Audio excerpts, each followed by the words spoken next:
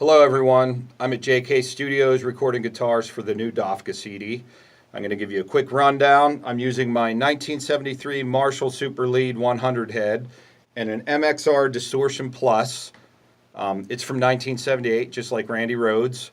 It's not a real high gain sound, but I got the amp cranked over there, so there's tons of sustain. I'm using a Frankenstein Strat. It's a Charvel body with a huge, thick Warmoth neck, lots of tone from this neck. Stainless steel saddle, stainless steel frets, Seymour Duncan Hotrail pickup. It's not a real bright, high-endy sound. There's none of that top fizz and that fuzz. I always feel that interferes with the cymbals and the sibilance on the vocals. A lot of bands try to crank all this high end on the guitars, and I just don't think it should be there. This isn't a real heavy sound, but it's real articulate. You can hear all the notes. I'm using real thick strings, thick for me. They're gauge 62 to 10. I would never do this live because it hurts your hands, but I want every note to be clear. I want you to be able to hear everything I'm doing, so I'm just sacrificing no pain, no gain, right? After I do this, I layer with another guitar with a heavier sound, more of that saturation kind of metal sound. But this is where I'm getting all the notes from, where you can hear everything real clear. I do one guitar right, and then I do one guitar left. Usually I lay down my right guitar and the right speaker, and then I'll do the left, and the right one kind of just gives me some support and some confidence, and then I go back and do the one in the right, and that goes pretty quick, 2 or 3 takes.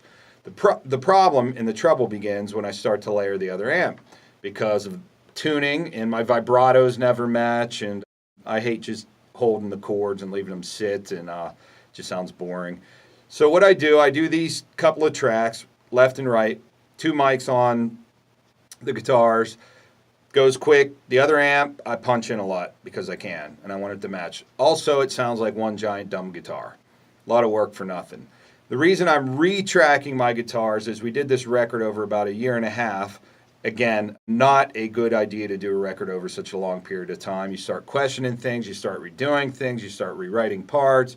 You go back, you listen to the original version, and often you lose home base. So I'm trying to blast through this over this weekend and next weekend, and all the rhythms, they should be done. Most of the solos I'll just probably keep. So anyhow, this should be the last song on the record.